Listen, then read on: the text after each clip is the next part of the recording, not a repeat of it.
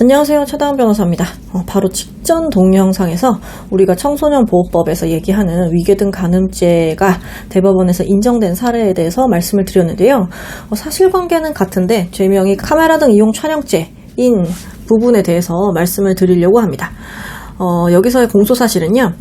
A는 랜덤 채팅 어플리케이션을 통해 알게 된 15세 피해자에게 연예 기획사에서 일하는 매니저와 사진작가의 1인 2역을 하면서 거짓말을 하여 피해자로 하여금 모델이 되기 위한 연기 연습 및 사진 촬영 연습의 일환으로 간음을 하고 나체 상태의 피해자를 카메라로 촬영하고 간음 영상을 비디오 카메라로 녹화한 것을 비롯해서 9회에 걸쳐서 피해자의 신체를 촬영하였다는 것입니다.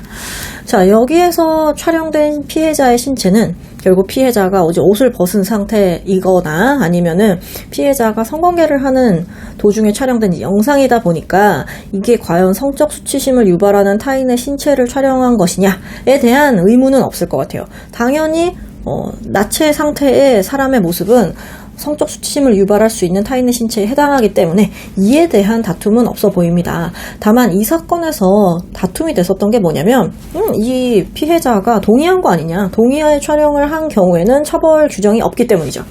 자, 그렇기 때문에 이 피해자가 9번이나 이런 촬영을 계속 해왔던 것이고 그건 모델이 되기 위해서 하고 싶다는 거는 걔의 어떤 내심의 의사일 뿐이고 결국은 이 행위 자체, 이 촬영 자체를 동의한 거는 그 아이의 진심이었다.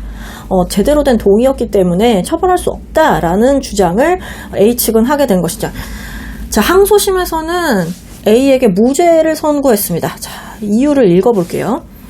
피해자가 피고인이 자신의 신체를 촬영하거나 성관계 장면을 녹화하는 것을 충분히 예상하고 있었고 이를 거부한 사실이 없었던 점, 피해자가 피고인의 말에 속은 것이 아니라 명시적이나 묵시적으로 동의하에 촬영을 했을 가능성을 배제할 수 없다. 걔가 모델이 되게 해준다고 그래서 속아서 했어요 라고 주장을 하지만 어찌됐든 촬영 자체에 대해서는 동의한 게 아니냐 그런 것이죠. 설령 피해자가 피고인의 말에 기망당하여 촬영에 응하였다고 하더라도 하자 있는 동의에 의해 신체를 촬영한 행위에 대해서 명확한 처벌 규정이 없다.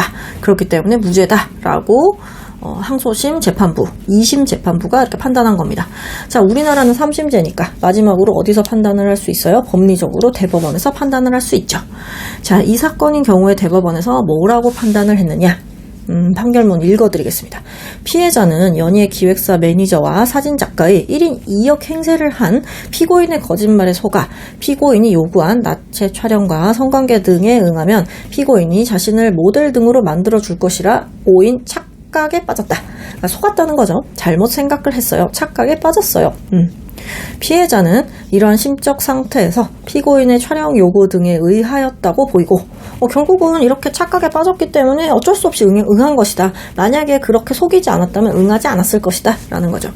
피고인 또한 그와 같은 피해자의 심적 상태를 유발하고 이를 적극적으로 이용하였다고 할 것이므로 피해자가 피고인에 대하여 자신의 신체 촬영을 승낙한 것은 피해자의 자유로운 의사에 기초한 것이라 보기 어렵고 따라서 피고인의 위 행위는 피해자의 의사에 반한다고 볼 여지가 충분하다.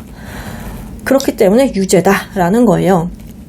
결국은 피해자가 그 행위 자체에 대해서 퓨어하게 동의를 한 것이냐? 아니라는 거죠. 그러니까 애초에 모델을 시켜줄게 라는 말을 하지 않았다면 이 친구가 동의했을 리가 없다. 그렇기 때문에 이 동의에는 당연히 그런 전제가 들어간 것이고 그것이 배제된다면 그게 속았다라고 한다면 이 친구가 한 그 동의의 의사는 진정한 의미의 동의라고 볼 수 없다라는 취지의 판례입니다.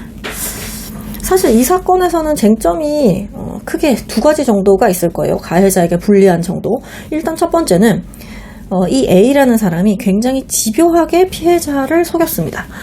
본인이 1인 2역을 해가면서 나랑 하자 이런 게 아니라 내가 사진작가를 소개해줄게. 그 사진작가가 말하는 대로 하면 도움이 될 거야. 혹은 내가 보내는 데 가서 사진작가를 만나서 어떠한 행위를 하도록 해 라는 식으로 지시를 하고 다른 인물을 만들어서 이 친구를 속였다 라는 점이 굉장히 죄질이 안 좋아 보이는 점이죠. 그 다음에 이제 피해자의 나이가 매우 어렸다는 점입니다. 피해자가 만 15세, 고등학교 1학년이었기 때문에 44살인 가해자가 15살인 피해자를 속여서 이런 범죄에 피해를 입게 한 것이기 때문에 죄질이 안 좋다라고 볼 수 있는 거죠.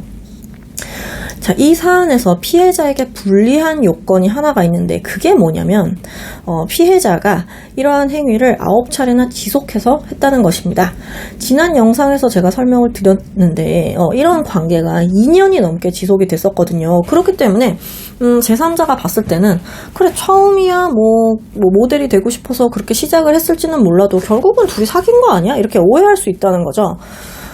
그런 사정 때문에 항소심 재판부도 사실 A에 대해서 무죄를 선고했던 것 같은데 결국 대법원이 여기에서 이제 속였다는 점, 그 다음에 정말 진심으로 진의로 동의를 했었는지 여부에 대해서 굉장히 엄격하게 판단을 했기 때문에 대법원에서는 유죄 지지로 파기환송된 그런 케이스라고 볼 수 있습니다. 자, 이렇기 때문에 각 범죄 혐의점마다 쟁점이 다를 수밖에 없고 그 쟁점들에 대해서 정확하게 판단을 하는 변호사의 도움을 받는 것이 이런 혐의를 입고 있다면 혹은 피해를 입은 상황에서 대처를 할 때 가장 중요한 요소라고 볼 수 있는 것입니다.